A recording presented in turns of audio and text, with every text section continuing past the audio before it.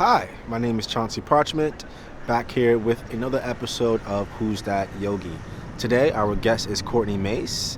Courtney Mace is a Bikram yoga champion as well as a yoga therapist. I know you Courtney for 6 or 7 years now. We've practiced yoga side by side at Lighthouse Yoga School and Yoga Tribe Brooklyn. Hope you enjoy our convo. Hi. Hi. Hi, Courtney. Chauncie. Good to see you. Thanks for coming, making the time today. Yeah. Appreciate it. We got lucky. The storm stopped. As soon as we started recording, which is fortunate for us. Yeah. Yeah. Well. Here we are. Yeah. And I wanted to bring you on because I've known you in the community for a long time. And I've always heard like wonderful stories about you as a teacher, as a practitioner. Thanks. Have you never taken my class? I think I have actually taken your class, not here though. Did you do a workshop at Lighthouse? Because I feel like that's where maybe I have did your taken teacher training. class. Yes. I did a module at your teacher training. Yes. On the emotional body. So that's where I got a chance to actually experience some of your teaching. It was a while ago. That's probably when I first met you. Yeah, so we definitely got to talk about Lighthouse and that phase of my yoga journey because it was a big part of my experience. Yeah. But I want to talk about you and your background and everything that you've contributed to this community that we love. So we touched base a little bit and got a chance to like talk about a little bit of what you do. And from what I remember, you started out doing yoga very young. How young were you? How old were you when you first started your yoga class? Well, as a child, I was really interested in the mystery of what we are and why we're here. And I was also really focused on paths of healing from a really early age. So out of curiosity, I was always sort of trying different things. And I think I discovered yoga as a teenager. And I would go when I could. I mean, I also grew up in a very rural, small town in California. Okay. I'm from Northern California. Lots of Stetson hats and cowboy belts and not a ton of yoga. Yeah. So I took it when I could, and I was in LA really briefly, around in my early 20s, I think 20, 21, was taking classes there. And then when I moved to New York is when I really started practicing. Because it was such a necessity also to be in a city. Right. I know we talked about that a little bit. That's the strange part about New York is we don't associate wellness with the city, but it's also such a necessity for people who live here. Which is probably why it attracts so much of it.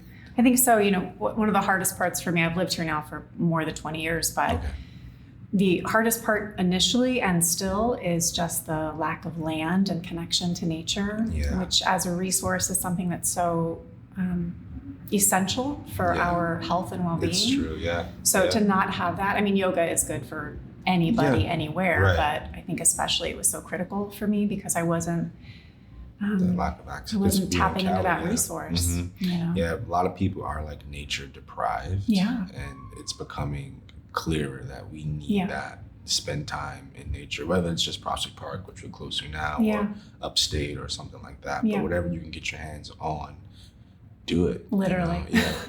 Hugging the tree. Literally do it. I mean, the way that it calibrates our nervous system, you know, it's like it really is essential to be in contact and intimate relationship with the earth.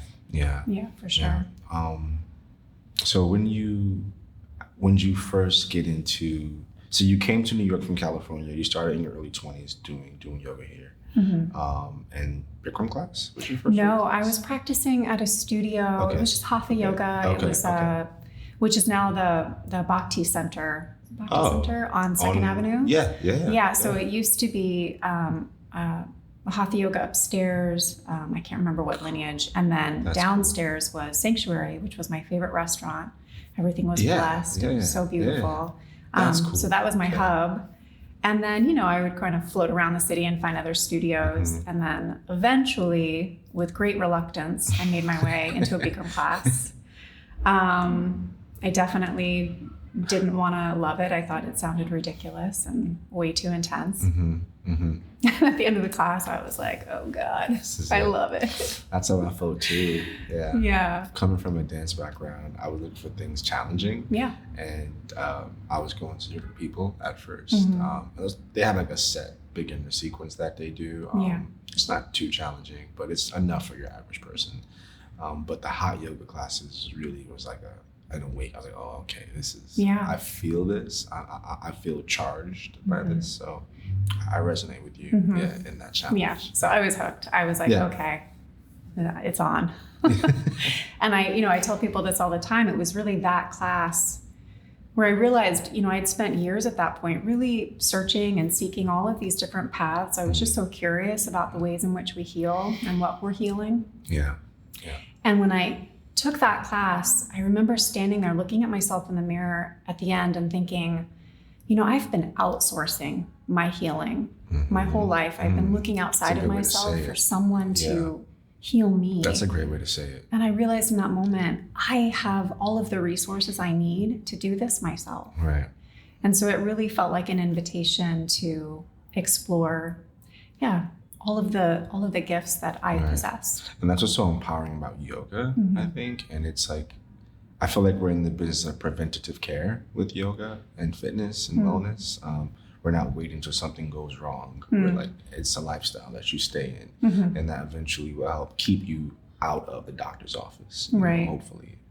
You're young enough to believe that that's the thing until you get well, and not that that's not true. I agree with you. It is preventative. I mean, I have an injury right now, so I've been out of my practice, and I'm watching like my hinges fall apart. Other things start to But inevitably, like the body does age, and we do end up at the doctor's office. Yeah. But that's not to say that. It's not helping you. Yeah. It's not helping you. It still helps. I will still have a practice forever because I feel so much more resilient in my body, and it does increase my health and well-being. But my practice has certainly shifted as I've become older. And as I continue to grow older, away from the gross body, away from like the density and like physically being well, to more of the subtle body and internal experience of mind and emotions and which I think is probably also just the process of how our relationship with our body evolves as we become older. Yeah. And you in a yoga therapy lane, you can really speak to that a lot. So you've become a yoga therapist later in your yoga career. But first you were a Bikram practitioner, Bikram competitor. You won regionals, won nationals, won international, and then continue to teach all around the world after that. Yeah. Could you speak to a little bit more of that journey? Yeah. Yeah. In that competition space and how it affects your teaching career. I'm in competitive yoga. Yeah. No, what a contradiction. Yeah. It is a contradiction, right?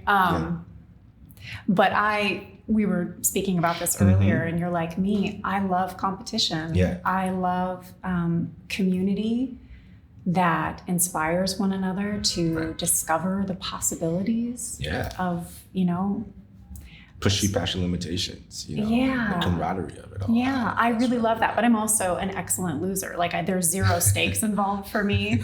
I'm just like, look at what we're doing, guys. So for me, competition was always and has continued to be a space that I really blossom in. And I think too, as a woman, and this is not about yoga, but just about competition, as a female, I don't know that there were a lot of spaces I felt comfortable shining in. So competition, when you enter a competition space, it's one where like inherently it's safe to shine. Right. So for me, I've always gravitated. We're here to show up. We're here to show up and to be tall and to take up space. Exactly. So I like those spaces because it's safe. I feel that. Yeah. And as far as yoga goes, obviously like it's not about competing in yoga or in a yoga class. I mean, you can feel it, right? Yeah. When someone's and in the Bikram, someone's really trying to compete with you in the room. It's then I have a lot of compassion because how tough it must be to be in life in that sort of mindset all the time. Exactly. Even in this space, this context, we're here to check in with ourselves and do our own stuff. We're still avoiding that and then projecting onto the person next to us or in front of us or behind us. Right. Yeah, so they're all just Yeah, opportunities it to happens. meet the ego and meet the part of us that's Right. striving Right. with love and compassion and acceptance. So, I experienced those yoga competition spaces very harmoniously. I always think about people do marathons for the experience, and there's a lot of community that It's happens true. in those. And someone crosses the finish line first, but it's never about that. right. No one's ever like, I I have to win this marathon. Right. So Right. that's how I felt about the yoga competitions. Now, it's fair to say that that was my experience, and Right. I'm sure Others have. that there are plenty of people that had a very different experience. People are hard on themselves. Yeah, I'm somebody like that. Yeah. I'm definitely a harsh critic. Yeah. And I put a lot of pressure on myself. Yeah. To show up and do my best. Absolutely. Which is why I think my practice has evolved, outside of beyond the competitive space. I think when you reach a sort of level of mastery on like a physical level, just being with the practice for long enough, mastery or not, and that's also a funny word for me to throw around, but but a level of grace, with the practice that you can reach. I think that's mastery. And also just sort of like, now what, right? If I'm doing this, I remember being in a posture once, a super advanced posture of standing. It was full dancer, and I had my foot underneath the chin and let go of my arms, and I just remember thinking, why?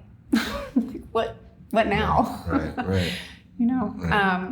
What is yoga then at that point? It's like right, because it's not that. It's not the poses in right itself. And there's a way to unify. There is, but the experience of working towards achieving that pose changes you, though. It can. It can. It can or it cannot. Yeah. But it's usually it does. It changes you. There's something to it, though. There is something to working hard and wanting to get the pose, and then feeling the benefits of achieving that emotionally, spiritually, and then physically as well. But people may lose sight and think getting the pose is the yoga. Right, which is just an exercise in attachments, really, which is the opposite of yoga. What we're doing, which is really to detach. Right. Well, to be liberated from our attachments, to attachment to an outcome.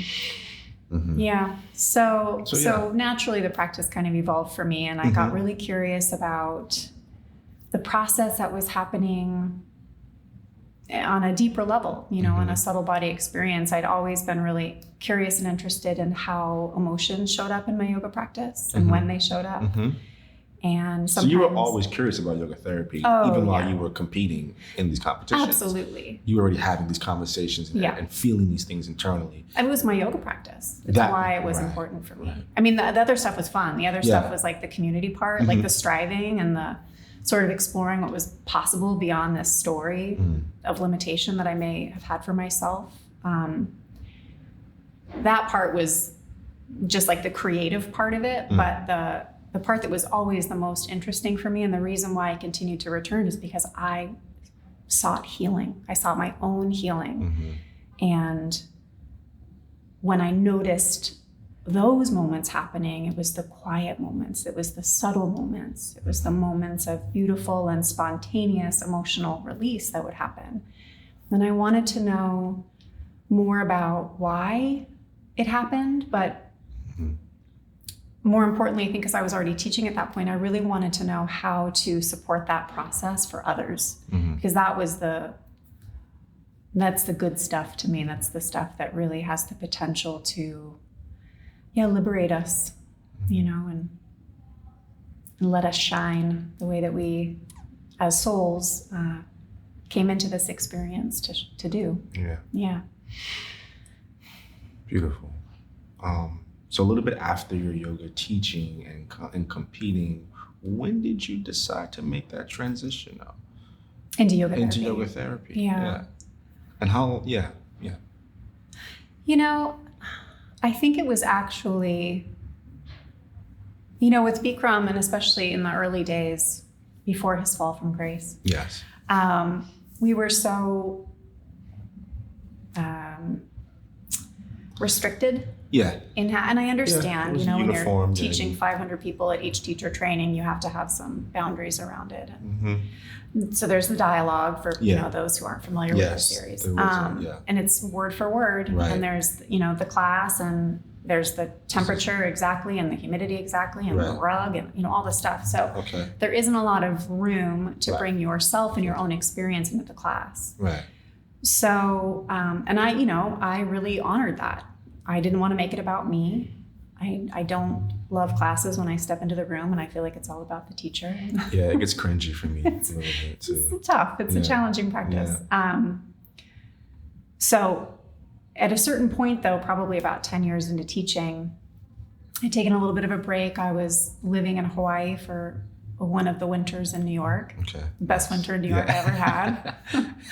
At a retreat center, which was...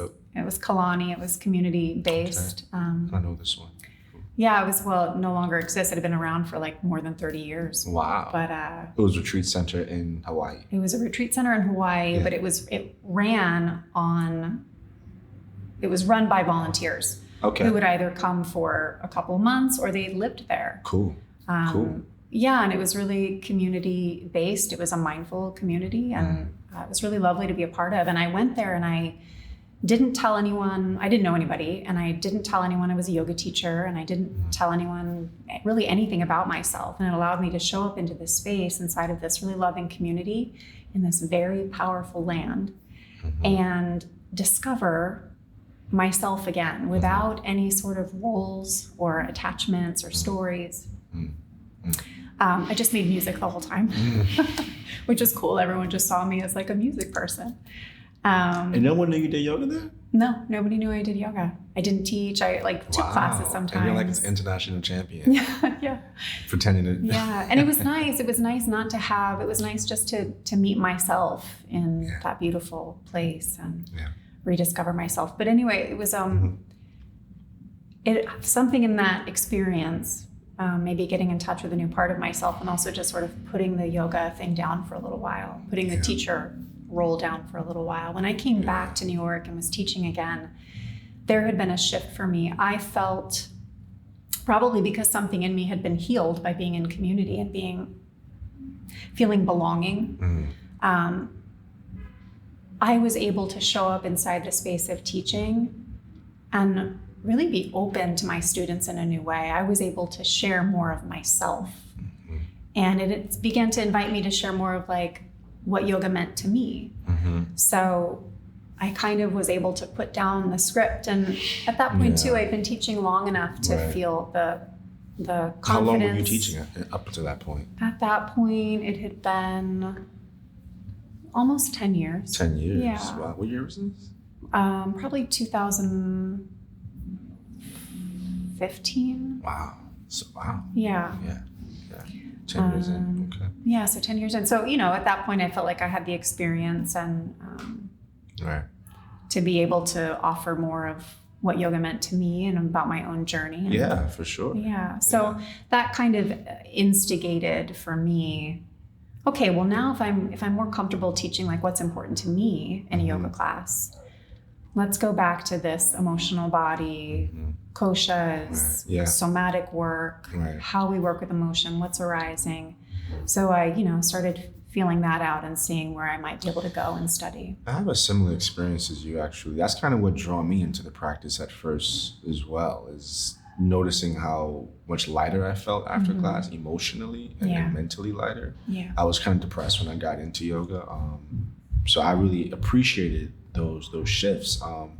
But me coming from a dance and like martial arts background, I naturally went to what was most physically challenging. Right. But that didn't necessarily, that wasn't why I needed to practice. It's what kept me returning back to my mat, but what was actually going on is a deeper healing, a deeper healing with myself, and now kind of 9-10 years in, I'm realizing the importance of that for myself a lot more. Yeah, I think everyone probably, yes, there are vanity reasons why we show up for yoga, but I think primarily, past a certain age, people are showing up because they want to feel better. Right. Whatever that means. Simply said, Yeah, and even when we start working with the body, if you're showing up because you're having aches and pains, what you start to discover is underneath that is another level of aches and pains. Yeah, there's something else there. And when we work with one, we're working with the other, which is such a beautiful thing about working with the body. I mean,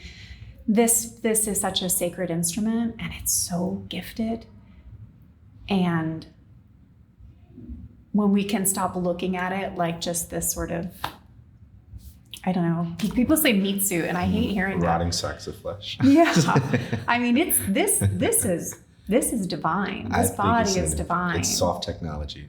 That's right. Yeah, all these technologies we're advancing externally, it all happens here. We're the soft tech. Yeah. For the advanced one, I agree. Exactly. That's what I feel. Yeah.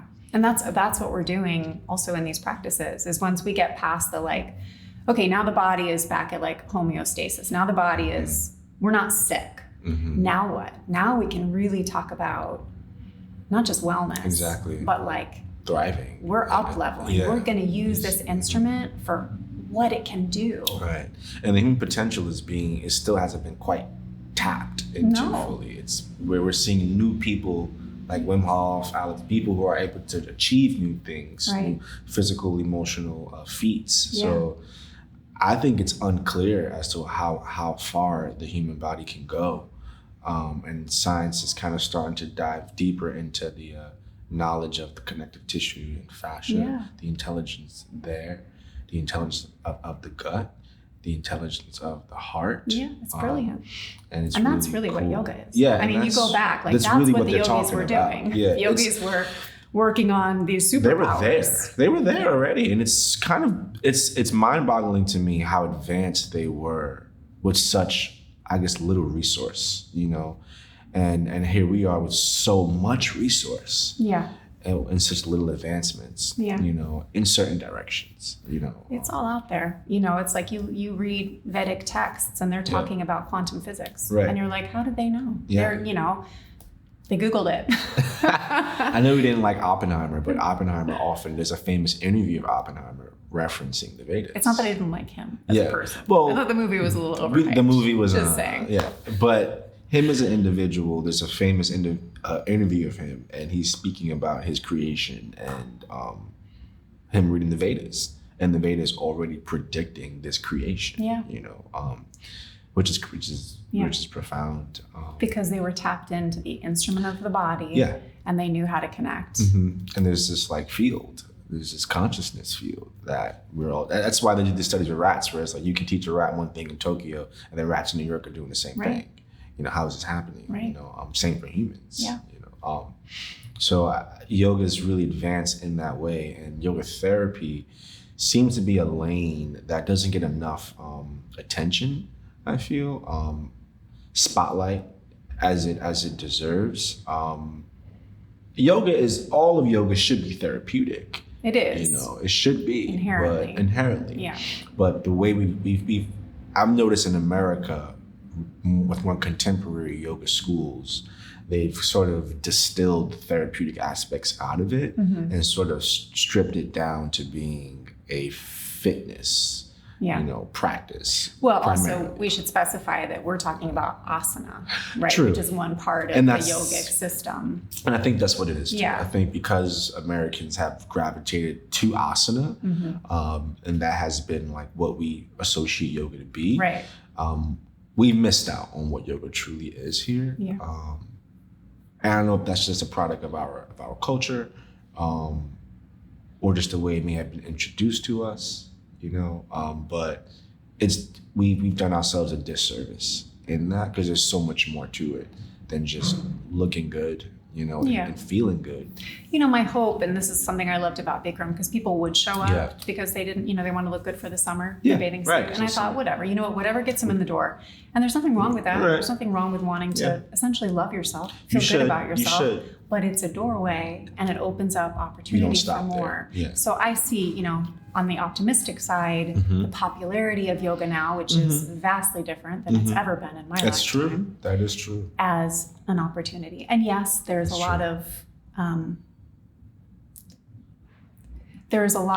yoga out there that I don't recognize as, you know, being a reflection of the long tradition of yoga and what it really holds for people. But I think there's something for everybody. Yeah. And, Yeah, there is. things You got have a your way of- Bikrams, and then you got your vinyasas, and you got your puja ceremonies, and your kirtans, and everyone has a way. That's why I think yoga is so beautiful, and why it's reached so many people is its flexibility. Its ability to say, okay, you resonate with music and song. Okay, there is you can experience yoga here. You can experience yoga in reading text if that's where you gravitate, So there's something for it, which I think is why it's going to continue to grow and continue to touch more people. Yeah. I think it'll continue to grow also because we're in a time of I hope we're in a time of a great enlightenment. Yeah, and I think feel consciousness that. is shifting despite No, I some of agree. the evidence that we see to the contrary. I do believe that it's happening. There's a push and pull. Yeah, well, it's ramping up, and so the polarization also is intensified. Yes, yeah. right. But it's shifting. I mean, so much of like even this conversation that we're having. Yeah. This has been the conversation that I've been inside of with myself my whole life, and it's only in the past probably like 5 years that this is a conversation that I feel like the world is ready to have. People are ready to tune in and listen. True. The language is out there, whether it's however it's being communicated, it's out there. People know what yoga is. When I started teaching, people didn't really know what yoga was. What was that like? And it wasn't that long ago, but it feels Right. like a lifetime ago. Right. No social media. Right. I was saying earlier too that no one of social media. the main reasons I even did the competition was because it was the only way to get myself out there and demonstrate that I understood this aspect of yoga, that I could show you these postures precisely. And I could demonstrate something about who I am on that stage. And because otherwise, what, a business card? We didn't, there was really nothing else. And it was exactly that. It allowed me to communicate some of my teaching to all of these studio owners. It doubled my pay rate. Right.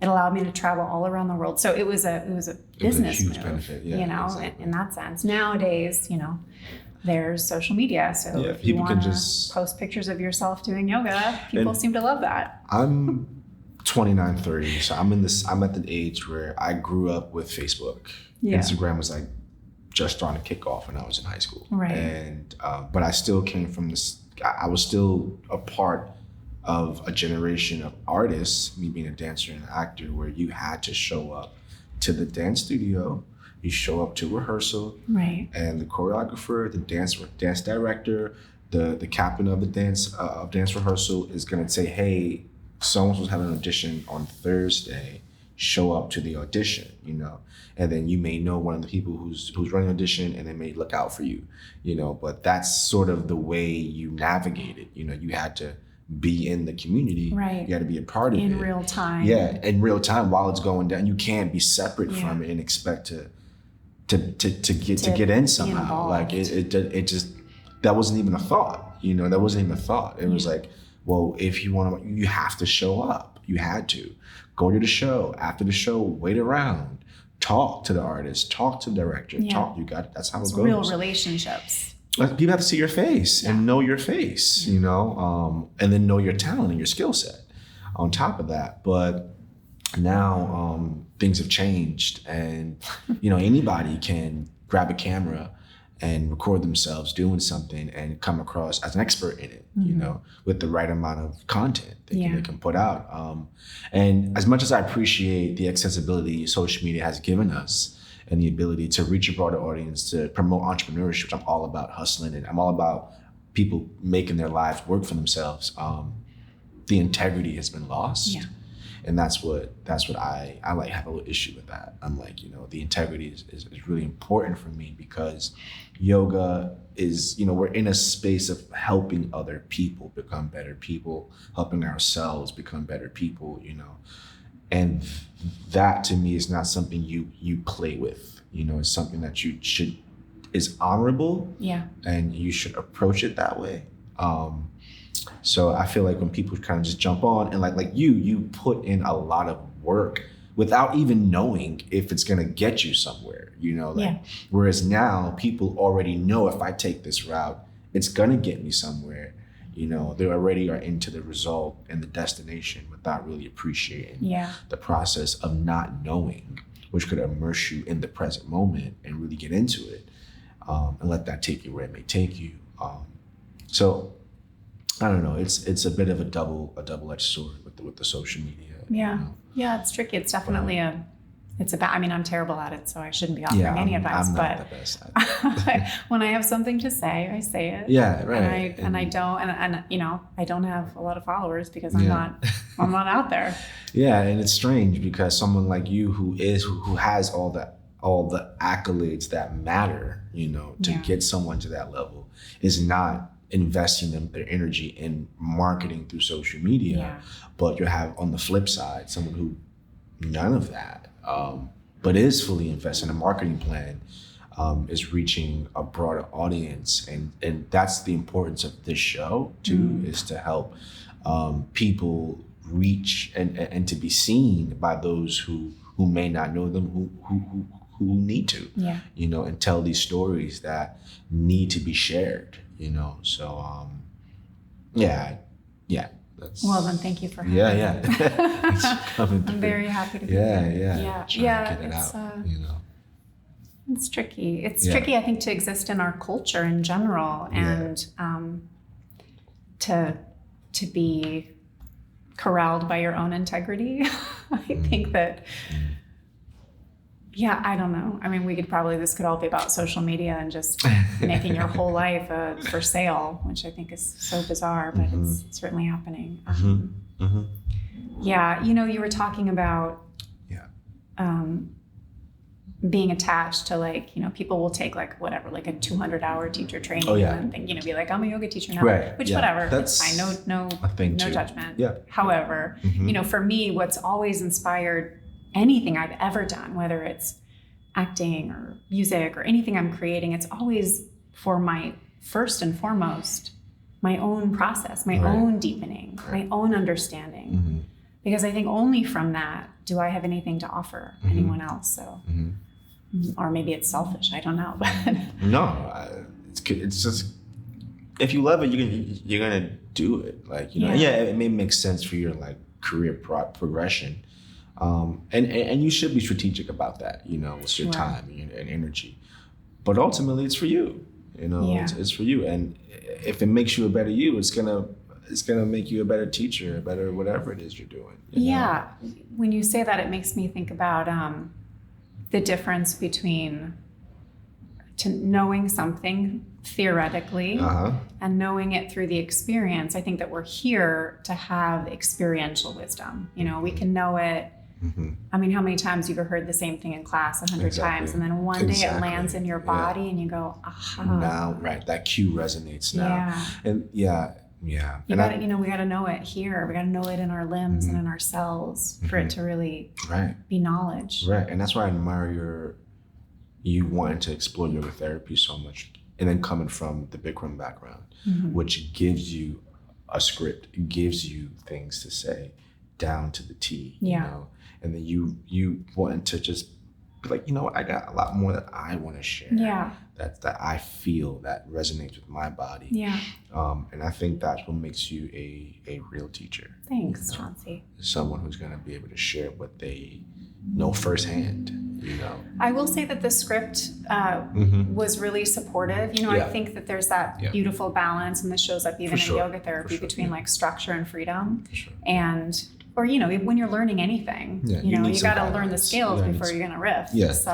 For sure. It was really supportive for me for a while. And I think maybe what was poignant about that is recognizing when it stopped being supportive and started to become oppressive.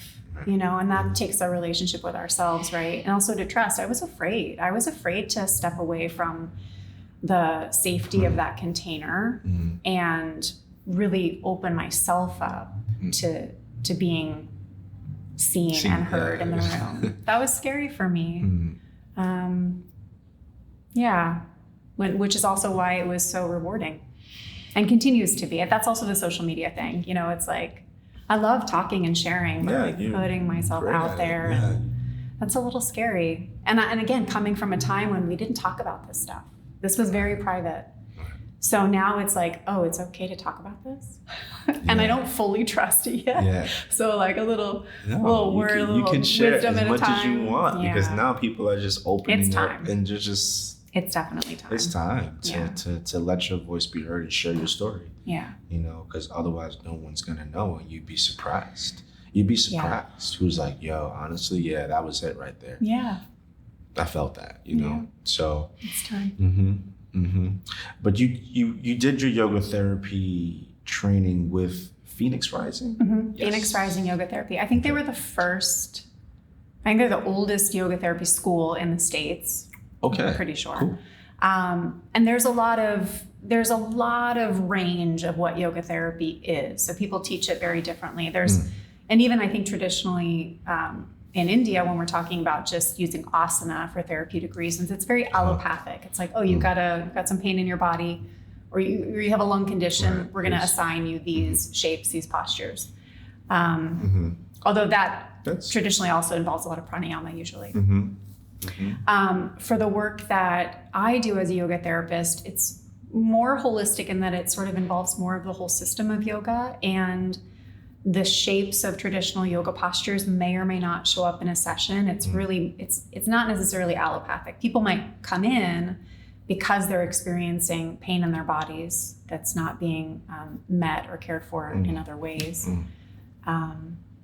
But what my practice is specifically is we get in touch with sensations or pain body, and we learn, oh gosh, it's so hard to articulate. There's so much. I gotta come back in. It's about self-connection, really understanding what we are, the full scope of what we are, and the relationship that we have with ourselves. So self-compassion. We learn to become an environment for all things to arise so that we can meet ourselves, meet the parts of us that are caught in holding patterns, meet our desires that have been unmet, meet our intuitive nature, begin to meet and cultivate the gifts that our bodies hold, and really come into a deeper relationship and understanding of really what this is and what we're capable of, and to create a relationship that is loving and peaceful and is just the quality of container that these things can blossom in. So it's a lot. We're doing a lot. But you mentioned this term pain body, and I think the first time I heard that was through a therapist speaking about, I think they were speaking about intergenerational trauma and how that can affect your ability to attract a proper mate, a partner. And they were speaking about this pain body, and how pain body may act on your behalf, may speak for you sometimes. The pain body may jump out and start an argument because it's triggered or it's hurt. It's like a sore wound still. And just you poking it, it's like, ow, that hurts still. It's still healing. But do you know any more about this pain body at all? Could you just speak a little bit to that? Yeah, I'm trying to remember. I think the term, my first introduction to that word was either with Gary Zukav's book, Seed of the Soul, or it may have been years later with Eckhart Tolle. I think it was probably in his A New Earth or something. And yeah, I think you've articulated it well. I think that, what comes to mind when you're speaking about this now is how we are working with subconscious when we're working with our bodies in general. Yeah. And the relationship also between the pain body and the egoic self, that ego part of us that believes it's separate. And the aspects of our being that are really trying to protect us. Right. I don't want to speak to pain body specifically because maybe my experience of it is a little bit different. No, I want to hear from you. What you know. So, we have like a physical pain body, right? We have like actual pain that's showing up in our system. Physical bodies, yes. And usually when we tap into that, it leads us to oftentimes some kind of emotional residue. There might be an emotion there. Sometimes there's the experience of an actual old event, that shows up in our body through actual pain sensation. I think more often than not, when we're talking about pain body, we're talking about the emotional pain body. We're talking about the kosha, right? Yeah. Manamaya kosha, which is the mind and emotions and the relationship between the two.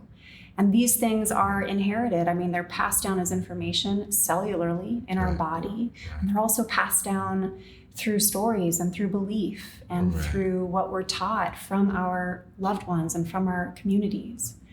So yeah, it's a legacy that humans carry because I think it's the way that we heal. When we heal something now that is connected to our ancestors, we're healing in multiple timelines. We're liberating multiple timelines. So I think when I talk about pain body, I'm really thinking about what's showing up in our feeling sense and how we might be moving through the world from that place of wounded, from the place of like needing to protect ourselves. I know that if I am, if I'm like out walking the dog, sometimes I feel like I just don't want to engage. I don't want to see people. I feel really shut down, and it's always an indicator for me to check in. And it's either I'm just too sensitive, right? My field is too open. I need to do some grounding practices. Okay. Change my energy. Yeah. Or there is some kind of emotional need that is unmet in me. And I don't have anything to give anyone else in that moment. If I'm feeling a lack of compassion or a lack of generosity, it's usually an indicator for me to check in because there's something that I need. And you see people all the time and they're acting out. You see people on the subway or picking fights and acting out. And you can, I know that person is hurt. There's a need not being met. There's a need not being met. And, not to say that excuses a behavior, but I always want to understand why something is happening instead of reacting to it. Right. Because it informs how I should be reacting to it, right? And more often than not, that pain body knows how to pick out the other pain body in the subway car, and it's going to respond the way that it needs to get what it wants, to try to get what it wants. Because there's this whole other communication system that's happening. We were talking about the energetic field and the conscious field of the body and the organs. Our heart center has the capability to be our command center. And it is out there, literally. It is out there. It's communicating with Zach. Our heart centers are sharing information about each other and, the whole world. So there is this unseen level of communication that's happening all the time. Our bodies are always trying to move into unity. All things are trying to move back into unity together. Our hearts are trying to beat together. We listen to music, we come into coherence. So now I've gone off on a tangent, but it's all working together. And what I'm thinking of a little bit is how the psychology can kind of inform the physiology a little bit with the beliefs and the thinking patterns that we have. Vice versa. And vice versa. And then in the practice of like acupuncture, acupressure, they're sort of showing you clearly the connection between your emotions and that giving rise to physical pain inside the body. And they correlate to the bladder, meridian channels, and emotions that connect to that. And it's a clear system, which is eye-opening for me, because I never saw it so straightforward like that, And I remember I was looking at somatic healing, and I forgot who founded somatic healing. Do you remember this? Well, I know Peter Levine has his program. Okay. But just to be clear too, because I think people are like, well, what is somatic? Any kind of movement practice is somatic. Okay. So when you're talking about any sort of modality that's including the body, that's technically somatic. Okay. Now, Peter Levine has somatic experiencing, which is where he really began to notice, and I'm not going to do this service because I certainly can't speak on his behalf. But he really was able to notice and track how different experiences, traumatic events, belief system would show up as patterns in the body. you know, so you can look at like someone might be looking off so to the left every time, and they could actually work really specific patterning to I don't know if reprogram is the right word, but basically like to reboot, to rewire. Yeah. But to your point too, you know, our body is so intelligent, and every single cell is intelligent. So to me, it's no surprise that, yeah, of course we experience trauma or pain and it shows up for us physically. To me, that is logical, right? I know for a lot of people that's not. It's a huge leap. It's a huge leap, right? People, yeah. But I have a different understanding of what this body is, and how capable it is, and how responsive it is. It's responding to all of it. So if I have a traumatic event and I feel a certain way, I'm also giving information, right, to the brain, to cognitive function. My whole body is receiving information about how then to respond, how to create from this experience. So to me, it's not a huge leap to understand that the body is also a manifestation of energy. Yeah. It's not emotion. The only manifestation, you know. But there's levels to that.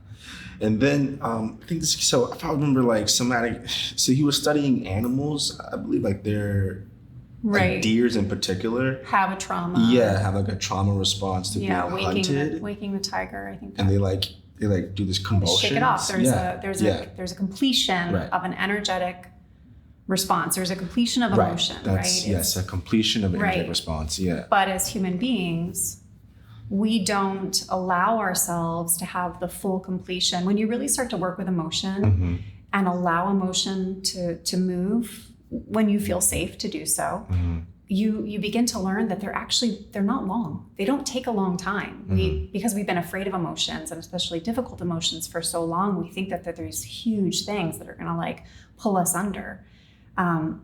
Because there's this back catalog, right? If we're just sort of accumulating emotion, then when we do start to tap in, it does feel like a quagmire. It does feel like too much. But if you can create a relationship with yourself where emotions are safe, and you can allow yourself to let those patterns come to completion, then they don't have to be a big deal. They don't have to get caught in the psyche, in the conscious field of the body. You know, what shows up in our body it's not in the body, the body is an expression of the field, right? So that stuff gets caught in our conscious field, and then the body is expressing that. But if we let it move, it just doesn't get stuck, you know, it's not there anymore. That's really beautifully said.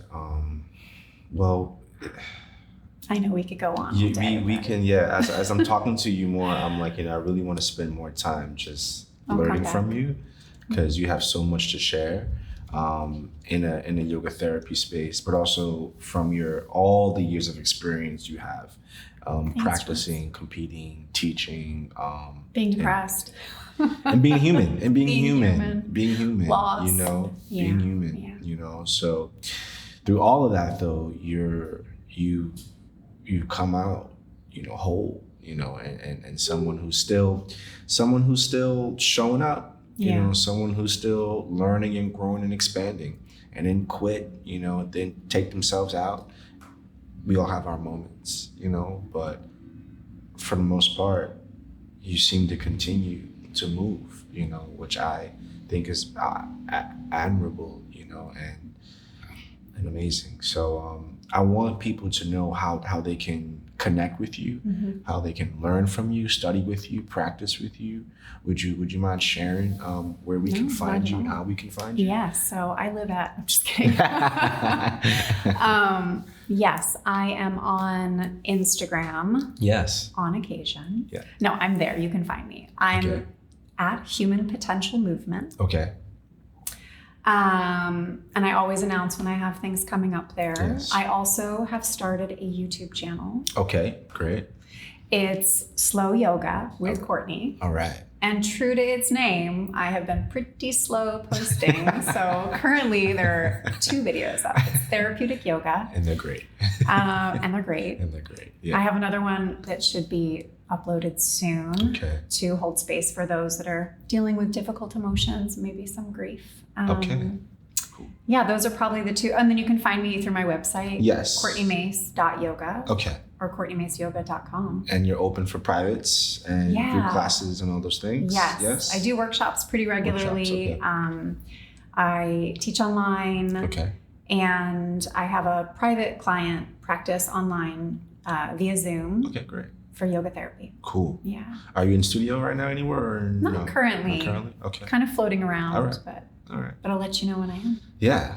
Yeah. Well, thank you, Courtney. I want to eat your Yeah. help. So nice to be with you. Likewise. Thanks for having me. Yeah. And I guess until next time. Till next time. All right. Thank you. Thanks, Chauncie. Yeah. Thanks, Zach. Flowing like water, staying flexible, and accepting the changes of life is something I've learned from Courtney in our conversation together. Courtney has evolved from Bikram into yoga therapist and is now really focused on healing the body on much deeper levels than the physical. If you wish to support more of our content, check out the Patreon. If you wish to support more of Courtney Mace's content, check out her website in the description as well. Thank you. See you next time. Peace.